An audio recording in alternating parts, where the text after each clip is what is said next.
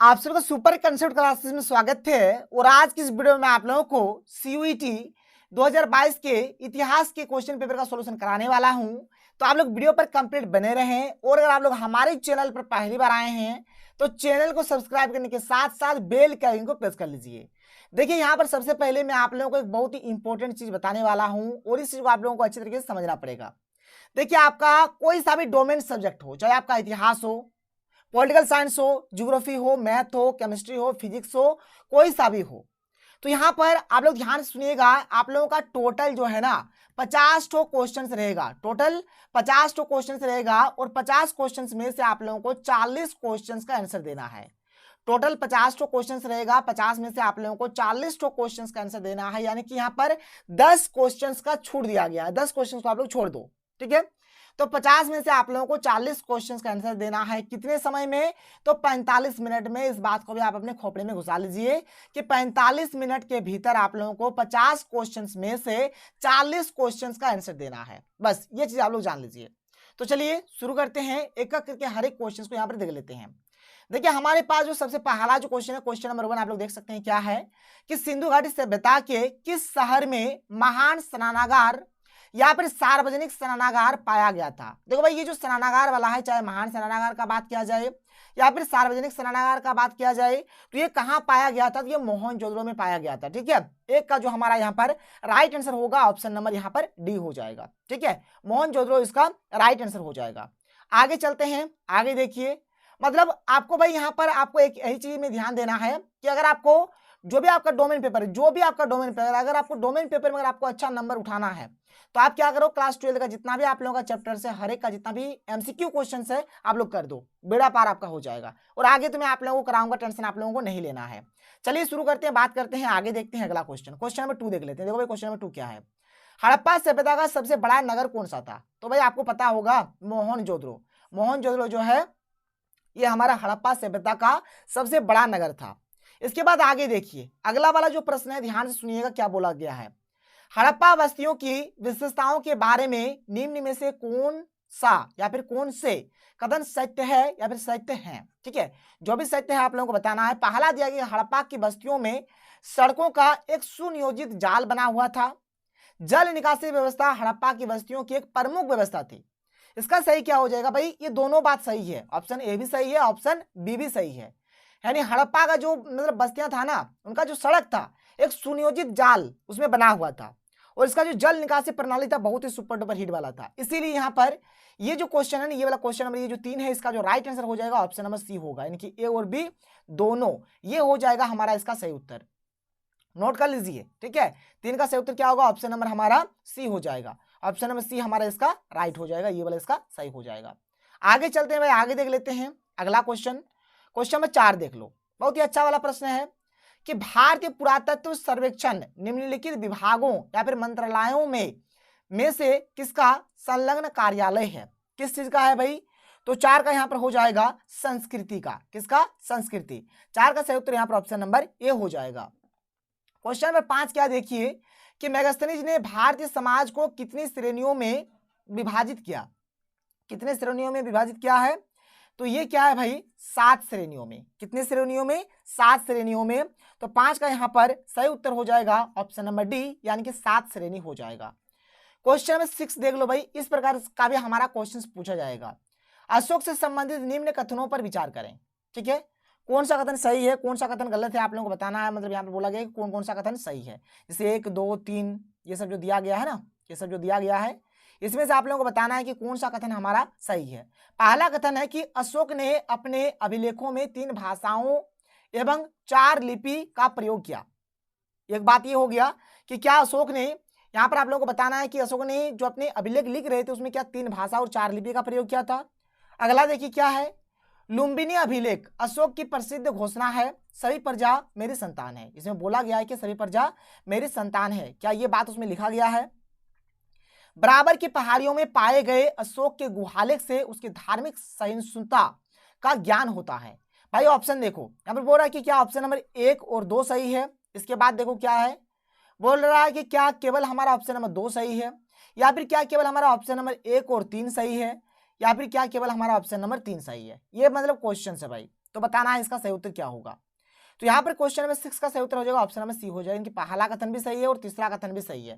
पहला वाला भी सही है, तीसरा वाला भी सही है, मतलब ये वाला भी सही है और ये वाला भी सही है, ठीक है, ये दोनों सही है। जाहिर सी बात है उसमें तीन भाषाओं 4 लिपि का प्रयोग उसमें हुआ है। तो 6 का सही उत्तर यहाँ पर 1 और 2, यहाँ पर 1 और 3, ये 2, ये जो 1 नंबर है और ये जो 3 नंबर ये सही है भाई, 2 नंबर सही नहीं है, ठीक है, ये 2 कथन हमारा सही है। तो यहाँ पर इसका एक्चुअल में जो राइट आंसर हो गया ऑप्शन नंबर सी हो गया, कोई दिक्कत कोई प्रॉब्लम नहीं है। आगे बढ़िए, अगला क्वेश्चन देखिए क्या है। गुप्त काल में ब्राह्मणों को जो भूमि दान दी जाती थी उसे क्या कहते थे। देखो भाई बहुत ही अच्छा वाला प्रश्न है। गुप्त काल में जो ब्राह्मणों को जो भूमि दान के रूप में दिया जाता था उसको क्या बोला जाता था ये बताना है। इसको बोला जाता था अग्रहार। क्या बोला जाता था? अग्रहार बोला जाता था, ठीक है, इस बात को आप लोग याद रखिए, इसको अग्रहार बोला जाता है। क्वेश्चन नंबर 8 क्या है कि सती प्रथा का अभिलेखित साक्ष्य प्राप्त हुआ है। कहां से प्राप्त हुआ है बताना है। तो ये प्राप्त हुआ है भाई एरन से। कहां से? एरन से, ऑप्शन नंबर ए सही हो जाएगा। महाभारत कालीन समाज में ब्राह्मणों से किस प्रकार की अपेक्षा की जाती थी? किस प्रकार की अपेक्षा की जाती थी? तो त्याग का भी, साधना का भी, बौद्धिक श्रेष्ठता का भी। इसलिए 9 का सही उत्तर हो जाएगा ऑप्शन नंबर डी हो जाएगा। ये सभी इसका सही आंसर हो जाएगा। क्वेश्चन नंबर 10 देख लेते हैं। क्वेश्चन नंबर 10 है कि महाभारत के युद्ध में किसकी जीत हुई थी? कौन हारा था, कौन जीता था, ये बताना है। ये जो लड़ाई है भाई पांडव और कौरवों के बीच हुआ था, जिसमें पांडव हमारा जीता था और जो कौरव था वह हमारा हार गया था। तो यहाँ पर 10 का सही उत्तर हो जाएगा ऑप्शन नंबर ए हो जाएगा, पांडव। यानी पांडव जीता था और कौरव उसमें हार गया था। तो 10 का सही उत्तर क्या हो गया? ऑप्शन नंबर ए हो गया। क्वेश्चन नंबर 11 क्या कि दुर्योधन की माता गंधारी को गंधारी क्यों कहा जाता था? बहुत ही अच्छा प्रश्न है। दुर्योधन की माता का नाम था गंधारी, तो इसको गंधारी का नाम क्यों दिया गया था? गंधारी इसको क्यों बोला जाता था? तो यहाँ पर 11 का जो हमारा सही उत्तर हो जाएगा ऑप्शन नंबर बी हो जाएगा। गंधार देश की राजकुमारी थी, इसी कारण। ये क्या थी भाई? गंधार देश की राजकुमारी थी, इसलिए इसको गंधारी बोला जाता था। कोई प्रॉब्लम, कोई दिक्कत नहीं है। आगे बढ़िए, क्वेश्चन नंबर 12 क्या देखिए। पूर्व वैदिक आर्यों का धर्म क्या है? प्रमुखतः था। यहाँ पर प्रमुखतः लिख दीजिएगा, ठीक है, था। क्या था? तो 12 का यहाँ पर सही उत्तर हो जाएगा हमारा ऑप्शन नंबर सी हो जाएगा, प्रकृति पूजा और यज्ञ, ठीक है, ऑप्शन नंबर सी इसका राइट हो जाएगा। क्वेश्चन नंबर 13 देख लेते हैं क्या है कि निम्नलिखित में से कौन एक जैन तीर्थंकर नहीं था? देखो 4 जो ऑप्शन दिया गया है इसमें से कौन हमारा जैन तीर्थंकर नहीं था ये बताना है। तो यहाँ पर 13 का जो हमारा सही उत्तर हो जाएगा ना ऑप्शन नंबर बी हो जाएगा, नाथ मुनि। नाथ मुनि जो है ये हमारा जैन तीर्थंकर नहीं है भाई, ठीक है, ये जैन तीर्थंकर नहीं है, याद रखिएगा, ठीक है। एक्चुअल में ये जो है ना ये हमारा वैष्णव, ये हमारे क्या है? वैष्णव तीर्थंकर है, यानी कि वैष्णव, एक सेकंड में गलत लिख दे रहा हूँ ना, एक सेकंड रुक जाइए, वैष्णव, ठीक है, ये हो गया वैष्णव। ये क्या है भाई? तो वैष्णव अनुयायी बोलिए या फिर वैष्णव धर्म को मानने वाले थे, जैन धर्म को मानने वाले नहीं थे। तो 13 का यहाँ पे सही उत्तर क्या हो जाएगा? ऑप्शन नंबर बी हो जाएगा। आगे चलिए, क्वेश्चन नंबर 14 क्या है कि सांची के स्तूप का निर्माण किसने करवाया था? कितना अच्छा वाला प्रश्न दिया गया, आप लोग देख सकते हैं। तो 14 का यहाँ पे सही उत्तर हो जाएगा ऑप्शन नंबर ए हो जाएगा, अशोक। किसने कराया था भाई? अशोक ने कराया था, ऑप्शन ए सही हो जाएगा। क्वेश्चन 15 के दक्षिण भारत में वैष्णव संत कवियों को किस नाम से पुकारा जाता है? तो वैष्णव को किस नाम से जाना जाता है बताना है। तो उसको अलवार बोला जाता है। जो वैष्णव संत है, ठीक है, वैष्णव संत जो है उसको अलवार के नाम से जाना जाता है, याद रखिएगा, ठीक है। और जो शैव धर्म की जो है, शैव धर्म की जो है उसको नयनार के नाम से जाना जाता है। शैव धर्म को नयनार के नाम से जाना जाता है और वैष्णव धर्म वाले को अलवार के नाम से जाना जाता है। अगला जो क्वेश्चन है, क्वेश्चन 16 क्या है कि शैव धर्म का सर्वाधिक प्राचीन संप्रदाय कौन सा है? जो संप्रदाय है, सबसे जो पुराना वाला जो संप्रदाय है शैव धर्म का, बताना है कौन सा है। तो इसका सही उत्तर हो जाएगा पशुपत संप्रदाय। क्या हो जाएगा? पशुपत संप्रदाय, ऑप्शन नंबर बी सही हो जाएगा। क्वेश्चन नंबर 17 क्या है देख लीजिए। अल बरूनी द्वारा रचित किताब उल हिंद में किसकी संरचना का स्पष्टीकरण दिखाई देता है? ये जो किताब है, किताब उल हिंद, इसमें एक्चुअल में किससे रिलेटेड यहाँ पर बातचीत हुआ है, उसमें किस प्रकार का संरचना है बताना है। तो इसका हो जाएगा हमारा ज्यामितीय संरचना, ऑप्शन नंबर बी इसका सही हो जाएगा। क्वेश्चन नंबर 18 देखो क्या है कि इब्न बतूता के बारे में निम्नलिखित में से कौन सा कथन सत्य है? वो ये मोरक्को के निवासी थे, ये एक बात हुआ, ठीक है, तो ये बात भाई सही है, वे मोरक्को के ही रहने वाले थे। उन्होंने मोहम्मद बिन तुगलक के समय में भारत का दौरा किया, ये भी सही है। उन्होंने रिहला नामक पुस्तक लिखी, ये भी सही है। यानी तीनों कथन हमारा सही है भाई, इसलिए इसका राइट आंसर हो जाएगा ऑप्शन नंबर डी हो जाएगा, ये सभी हो जाएगा। 18 का यहाँ पर ऑप्शन नंबर डी सही हो जाएगा। क्वेश्चन नंबर 19 क्या है कि बर्नियर मुगल कालीन शहरों को क्या कहता था? क्या कहता था बताना है। तो ये कहता था इसको शिविर नगर। क्या बोलता था? शिविर नगर बोलता था। 19 का सही उत्तर ऑप्शन नंबर ए हो जाएगा। क्वेश्चन नंबर 20 क्या है कि भक्त तुकाराम कौन से मुगल सम्राट के समकालीन थे? ठीक है, जो भक्त तुकाराम थे ये कौन से मुगल सम्राट के समकालीन थे ये बताना है। तो इसका सही उत्तर हो जाएगा जहांगीर, ये जहांगीर के समकालीन थे। इसके बाद थोड़ा आगे चलते हैं, अगला प्रश्न देख लेते हैं कि सभी भक्ति संतों के मध्य एक समान विशेषता थी कि उन्होंने, यहाँ पर जो आगे जो ऑप्शन है बताना है, तो यहाँ पर इसका सही उत्तर हो जाएगा ऑप्शन नंबर ए सही हो जाएगा कि अपनी वाणी को उसी भाषा में लिखा जिससे उनके भक्त समझते थे, ये बात हो जाएगा। 21 का सही उत्तर यहाँ पर ऑप्शन नंबर ए हो जाएगा। आगे चलिए क्वेश्चन नंबर 22 क्या है कि भारत में चिश्तिया सूफी मत को स्थापित किया, किसने किया था? तो 22 का यहाँ पर सही उत्तर हो जाएगा हमारा ऑप्शन नंबर बी हो जाएगा, ख्वाजा मुइनुद्दीन ने। ठीक है, 22 का सही उत्तर यहाँ पर ऑप्शन नंबर बी हो जाएगा। क्वेश्चन नंबर 23 देख लीजिए क्या है कि विजयनगर साम्राज्य की किलेबंदी की प्रशंसा किस पुर्तगाली यात्री ने की थी, किसने किया था? तो ये किया था हमारा डोमिंगो पेस, या फिर डोमिंगो पीस भी कहीं कहीं लिखा हुआ होता है, या फिर पेस भी कहीं कहीं लिखा रहता है, कहीं कहीं पर पेस भी लिखा रहता है। ठीक है, तो इसका सही उत्तर क्या हो जाएगा? ऑप्शन नंबर डी हो जाएगा। ठीक है, क्वेश्चन नंबर 24 देख लेते हैं। देख लीजिए क्वेश्चन 24 क्या है कि निम्न में से कौन सी या फिर कौन से विजयनगर के मंदिरों की विशेषता है? तो यहाँ पर भाई देखो 24 का जो हो जाएगा ना हमारा, जैसे मंदिर की संरचना बहुत छोटी थी, ये तो होगा नहीं। मंदिर सैन्य प्रशिक्षणों के केंद्र थे, ये भी नहीं होगा। गुंबादकार मंदिरों का निर्माण किया गया था, ये भी नहीं होगा। इसलिए 24 का सही उत्तर क्या हो जाएगा? ऑप्शन नंबर डी हो जाएगा, उपरोक्त में से कोई नहीं होगा। यहाँ पर जो ऑप्शन दिया गया है इसके अकॉर्डिंग अगर देखा जाए तो यहाँ पर कोई भी सा भी ऑप्शन यहाँ पर सही नहीं है। इसके बाद देखो भाई आगे चलते क्वेश्चन 25 क्या है कि प्राचीन शहर हम्पी या फिर खालिस्तान साम्राज्य की राजधानी थी। हम्पी की साम्राज्य की राजधानी थी भाई, तो ये हो जाएगा विजयनगर। 25 का सही उत्तर क्या हो जाएगा? यहाँ पर ऑप्शन नंबर डी हो जाएगा। क्वेश्चन नंबर 26 क्या है कि आईने अकबरी के विषय में निम्नलिखित कथनों में से कौन सा सही है? कौन सा सही है? 4 ऑप्शन दिया गया है। तो 26 का जो हमारा सही उत्तर होगा ऑप्शन नंबर यही सही होगा कि अकबर के प्रशासन के विविध पहलुओं के विषय में संपन्न सांख्यिकीय विवरण प्रस्तुत करती है, ये हो जाएगा इसका सही आंसर। 26 का ऑप्शन नंबर ए हो जाएगा। क्वेश्चन नंबर 27 क्या है कि दीवान ए अर्ज किससे संबंधित है? तो ये जो दीवान ए अर्ज है ये हमारा सेना से संबंधित है। 27 का सही उत्तर ऑप्शन नंबर ए हो जाएगा। क्वेश्चन नंबर 28 क्या है कि शाह नहर का निर्माण किसके द्वारा कराया गया था? तो शाह नहर का जो निर्माण है ये हुआ है शाहजहां के द्वारा। देखो शाह नाम है तो शाहजहां ही होगा, कोई दिक्कत नहीं है। ऐसे शाह आलम भी है लेकिन शाहजहां आप लोग याद रखिएगा। ठीक है, शाहजहां इसका होगा सही उत्तर। भूमि सुधार संबंधी जब्ती प्रथा किसकी देन है? ये जो जब्ती प्रथा है ये किसने दिया है? तो ये टोडरमल ने दिया था। ऑप्शन नंबर सी इसका सही हो जाएगा। क्वेश्चन नंबर 30 क्या है कि अकबरनामा किसने लिखा था? तो अकबरनामा जो है ये अबुल फजल ने लिखा है। 30 का सही उत्तर यहाँ पर ऑप्शन नंबर बी हो जाएगा। क्वेश्चन नंबर 31 क्या है कि बादशाहनामा किसकी कृति है? बादशाहनामा कौन लिखा है? तो 31 का सही उत्तर यहाँ पर ऑप्शन नंबर बी हो जाएगा, अब्दुल हमीद लाहौरी ने। ठीक है, किसने? अब्दुल हमीद लाहौरी। 31 का सही उत्तर यहाँ पर ऑप्शन नंबर बी हो जाएगा।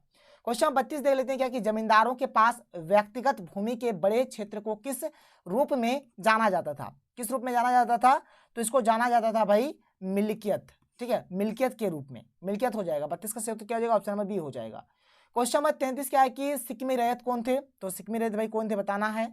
तो ये थे जो रैयत से जमीन लगान पर लेते थे, उसको सिक्किमी रैयत बोला जाता था। 33 का सही उत्तर क्या हो जाएगा? ऑप्शन नंबर बी हो जाएगा। क्वेश्चन नंबर 34 के 1750 से पहले दुनिया में सूती वस्त्रों का सबसे बड़ा उत्पादक कौन था? 1750 से पहले का बात हो रहा है, इससे पहले कौन था? तो 34 का हमारा राइट आंसर हो जाएगा ऑप्शन नंबर ए हो जाएगा, भारत हो जाएगा। क्या हो जाएगा? भारत इसका सही उत्तर होगा। देखिए क्वेश्चन 35 क्या है कि अपने शासन के दौरान अंग्रेज किसानों को मद्रास में क्या उगाने के लिए मजबूत करते थे? तो भाई इसका सही उत्तर हो जाएगा चावल। ऑप्शन नंबर डी इसका सही हो जाएगा। 35 का ऑप्शन डी हो गया। क्वेश्चन में 36 क्या है कि 1857 का विद्रोह किसने शुरू किया था? तो ये भाई शुरू किया था हमारा सिपाहियों ने। ठीक है, ऑप्शन नंबर ए इसका सही हो जाएगा, सिपाहियों ने शुरू किया था। अगला प्रश्न, निम्न में से किसने अंग्रेजों के विरुद्ध 1857 के संघर्ष में भाग नहीं लिया था? 4 ऑप्शन में से बताना है कि किसने भाग नहीं लिया था। तो 37 का सही उत्तर हो जाएगा टीपू सुल्तान। भाई तात्या टोपे ने भी भाग लिया था, रानी लक्ष्मीबाई ने भी भाग ली थी, नाना साहेब भी भाग लिए थे, बट टीपू सुल्तान भाग नहीं लिए थे। 37 का सही उत्तर क्या हो जाएगा? ऑप्शन नंबर बी हो जाएगा। क्वेश्चन नंबर 38 क्या देख लीजिए कि 16वीं और 17वीं शताब्दी से पूर्व औपनिवेशिक काल में मुगल शासकों द्वारा बसाए गए शहर थे। तो ये कौन से शहर थे, कौन कौन से शहर बसाए गए थे? तो आगरा भी बसाया गया था, दिल्ली भी बसाया गया था, लाहौर भी बसाया गया था। 38 का सही उत्तर ऑप्शन नंबर डी हो जाएगा, ये सभी इसका सही आंसर हो जाएगा। क्वेश्चन नंबर 39 क्या है कि वेलेस्ली के 1817 ईस्वी में भारत से जाने के बाद नगर नियोजन का अर्थ संभालने वाली एजेंसी का नाम क्या था? किसने संभाला था?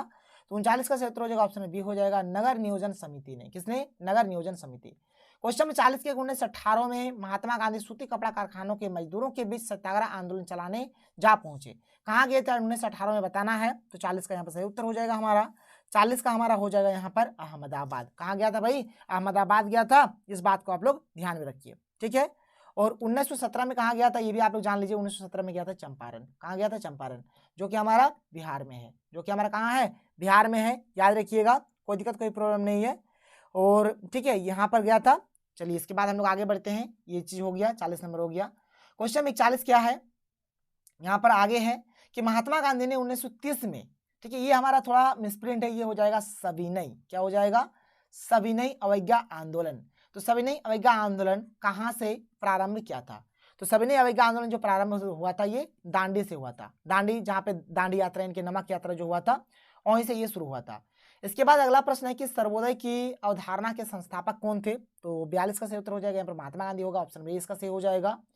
क्वेश्चन नंबर 43 क्या है कि पाकिस्तान का नामकरण किसने किया, तो पाकिस्तान का जो नामकरण है ये चौधरी रहमत अली ने किया है। 43 का सही उत्तर ऑप्शन नंबर ए हो जाएगा। क्वेश्चन नंबर 44 क्या है कि कैबिनेट मिशन कब भारत आया, तो कैबिनेट मिशन जो है ये भारत आया था हमारा मार्च 1946 को। 44 का सही उत्तर यहाँ पर ऑप्शन नंबर ए हो जाएगा, मार्च 1946। क्वेश्चन 45 क्या है कि भारत छोड़ो आंदोलन के दौरान समानांतर सरकार का गठन कहाँ किया गया था, कहाँ किया गया था, तो क्या गया था, बलिया में। ऑप्शन नंबर डी इसका सही हो जाएगा।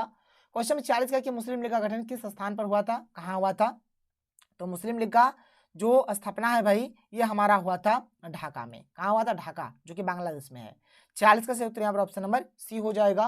क्वेश्चन नंबर 47 के संविधान सभा का चुनाव किस आधार पर किया गया, किस आधार पर हुआ था संविधान सभा का चुनाव, तो यहाँ पर 47 का सही उत्तर हो जाएगा प्रांतीय चुनाव के आधार पर। ऑप्शन नंबर ए इसका सही हो जाएगा। क्या हो जाएगा, ऑप्शन नंबर ए इसका सही हो जाएगा, प्रांतीय चुनाव के आधार पर ये हुआ था। 47 का ऑप्शन ये हो गया। क्वेश्चन 48 क्या है कि कौन संविधान सभा को अंग्रेजों द्वारा निर्मित संस्था मानता था, कौन मानता था, तो 48 का हो जाएगा यहाँ पर ऑप्शन सी हो जाएगा, सोमनाथ लाहिड़ी हो जाएगा। क्या हो जाएगा, सोमनाथ लाहिड़ी इसका सही उत्तर हो जाएगा। क्वेश्चन 49 क्या है कि भारतीय संविधान को कब लागू किया गया, तो यहाँ पर लागू नहीं होगा, लागू हो जाएगा, ठीक है, थोड़ा मिसप्रिंट है। कब लागू किया गया ये बताना है, यहाँ पर 49 का सही उत्तर ऑप्शन बी हो जाएगा। 26 जनवरी 1950 को इसे लागू किया गया था। क्वेश्चन 50 जो कि हमारा लास्ट क्वेश्चन है कि भाषा समिति ने किस भाषा को भारत की राजभाषा घोषित किया है, तो भारत का जो राजभाषा है क्या है भाई, हिंदी है। तो ये हो गया हमारा कंप्लीट 50 में से 50 क्वेश्चन का आंसर। तो चलिए मिलते हैं हम लोग अगले वीडियो में। थैंक यू, जय हिंद।